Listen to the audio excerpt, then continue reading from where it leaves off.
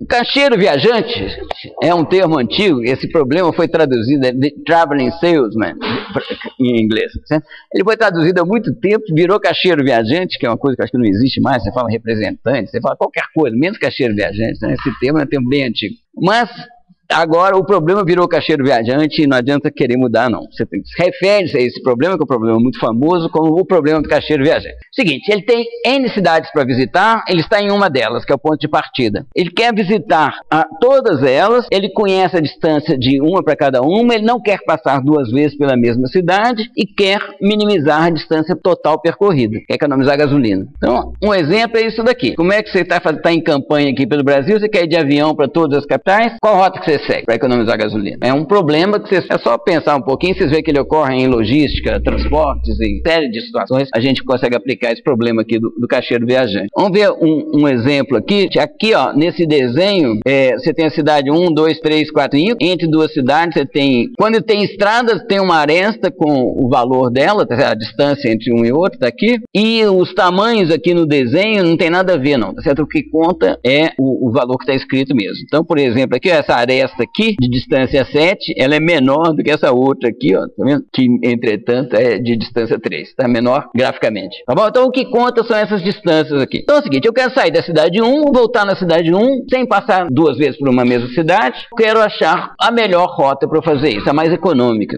Se eu fizer esse caminho aqui, tá? O que que acontece? Sai do 1 para o 4, do 4 para o 2, do 2 para o 3, do 3 para o 5 e volto para o 1, tá bom? Não repetir nenhum caminho.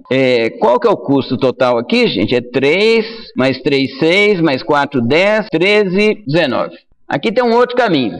2, mais 4, 6, mais 7, 13, mais 3, 16, mais 6, 22. E esse aqui é o caminho ótimo, tá? 15.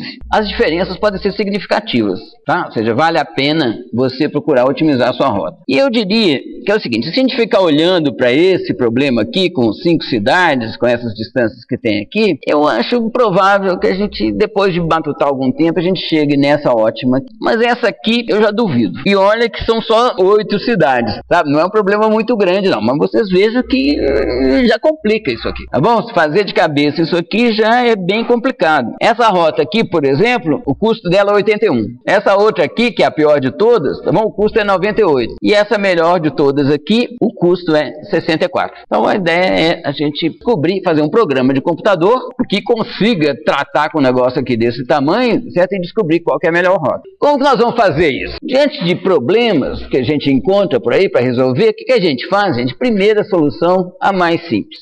A gente costuma chamar isso de força bruta, o que tem uma coisa de pejorativa por trás, mas não é para ser assim não, gente. Tentem primeiro o mais simples, sempre. Certo? Qual que é a forma mais direta de resolver isso? Depois eu vejo se o negócio dá problema. Mas então, o algoritmo força bruta para isso aqui. O que nós vamos fazer? Gerar todas as alternativas de rota. Para cada rota eu vou calcular o custo total e vou escolher a rota de menor custo. Tá? Bem direto.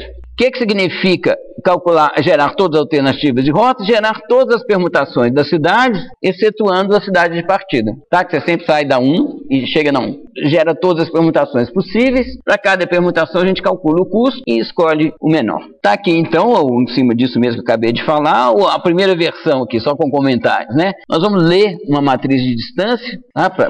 Que define o problema, gerar todas as rotas possíveis, calcular o custo de cada rota, selecionar de menor custo. E imprimir o resultado. O primeiro tem só uma convenção aqui para o arquivo, gente, que é o seguinte: entre cidades entre as quais não tem estrada, a gente coloca o custo infinito para aquele negócio, ele nunca ser escolhido. Agora, infinito a gente não consegue colocar num arquivo, principalmente se a gente quer ler com EPSCAN-F-Map. Então eu coloquei por convenção, eu pus -1, onde não tem, por exemplo, aqui ó, é da 1 para 3, tá certo? Entre a 3 e a 1 não tem estrada, então eu pus -1 aqui. E na hora de ler, eu faço o seguinte, aqui ó, eu estou lendo, tá, com UI-GET5, EPSCAN-F-Map, e eu leio a matriz dist. Depois eu faço dist, aonde dist for igual a -1, eu faço igual a infinito. Tá? Esse infinito aqui, gente, é aquela configuração do ponto flutuante 64 bits que faz parte do padrão I3E754. Depois disso, o que eu vou fazer, gente? Aqui eu estou vendo qual que é o tamanho do problema que eu acabei de ler. Aqui, então, eu vou calcular, tem uma função aqui chamada permutations, que vai me gerar uma matriz. Eu estou pegando as cidades de 2 até o número de cidades, a 1 não faz parte disso, tá? Porque a 1 sempre é a primeira e a última. Então, eu estou pegando da 2 até a última, tá bom? E gerando todas as permutações possíveis. Para cada uma delas, eu vou calcular o custo. Como que eu gero essas permutações? Eu vou gerar uma matriz onde cada linha é uma permutação. Tá bom? Ela tem, assim, o número de colunas é igual ao número de cidades, e o número de linhas é n fatorial, onde n são as que participam da permutação. É o número das que participam da permutação. Então, isso aqui, tá? Essa permutations faz isso. Nós vamos ver aqui agora como que a gente constrói essa função. Depois disso, o que eu vou fazer? Eu vou, para cada uma das rotas, eu vou calcular o custo, tá certo? Eu vou estar chamando uma função cost aqui, eu passo a matriz de distância, e aqui eu passo uma rota. Uma rota é o que, gente? Ela é um vetor com as cidades pelas quais você vai passar. Essa função cost, ela calcula o custo daquela rota. A cidade que você vai passar é o que, gente? Você começa da 1, passa... Aqui é uma linha dessas rotas aqui que são as permutações, tá bom? É uma das permutações e termina na 1. Então eu vou calcular o custo de cada uma delas e depois vou achar o menor, tá bom? Vamos ver primeiro aqui a função cost. A função cost é muito simples, tá bom? Aqui está a matriz de distância, aqui está uma rota, tá? Eu começo com o custo igual a 0 e vou caminhando na rota, tá bom? Eu vou fazendo C igual a C mais a distância entre a cidade na posição I e a cidade na posição I mais 1 daquela rota. Ok, gente? Ó, uma rota, uma sequência de cidades. Qual que é o custo total daquela rota? É o custo da primeira para a segunda, da segunda para a terceira, da terceira para a quarta, daí para I mais 1. É isso que está aqui, tá bom? Eu estou somando as distâncias que estão definidas pela matriz D, ok? Agora, a função permutações, ela é um pouco mais complicada, tá bom? Primeiro vamos entender aqui. Com 4 cidades, cidade 1 não entra nas permutações, que eu sempre começo por ela e termino por ela. Então eu vou achar todas as permutações de 2, 3, 4. Você repare que aqui eu estou achando primeiro todas que começam com 2, depois todas que começam com 3, depois todas que começam com 4. Para cada uma das que começam com 2, depois eu acho todas as permutações de 3 e 4. Eu vou fazer um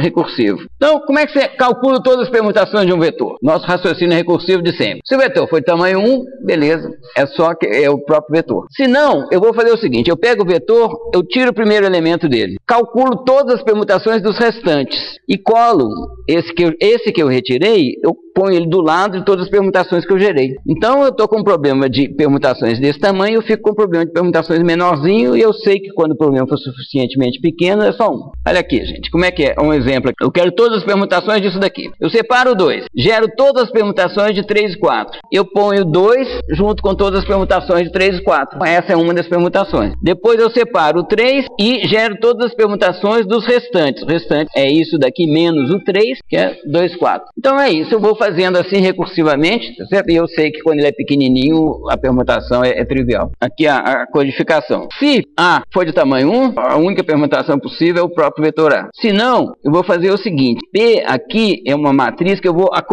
acumulando linhas nela. Ela começa vazia, eu vou acrescentando linhas. Cada linha minha vai ser o quê? Vai ser o seguinte, eu vou calcular as permutações para ir variando de 1 até a length de A, tá certo? Eu tiro 1 de A, esse one out aqui, que daqui a pouco a gente vai ver como que é. Eu tiro um elemento de A e calculo todas as permutações, tá bom? Estou chamando recursivamente aqui essa função permutate. Então eu calculo todas as permutações, tirando o iésimo elemento. Isso aqui vai gerar uma matriz com todas as permutações assim, com uma permutação em cada linha. E depois, então, para as permutações do A mesmo grande aqui, eu vou acrescentando linhas. Cada linha é o quê? É o que já tinha antes, seguido do elemento que eu separei, seguido de uma linha das permutações produzidas. É provavelmente o algoritmo mais complicado que a gente já viu aqui, mas se vocês prestarem atenção, vocês vão ver que ele não é tão complicado. Só entender esse raciocínio recursivo aqui. O one out é simples, tá bom? Ele recebe A e devolve B. B é igualzinho a tendo sido retirado o iésimo elemento de A. Você faz isso em Scilab dessa forma. Cria um vetor de índices aqui, tá bom?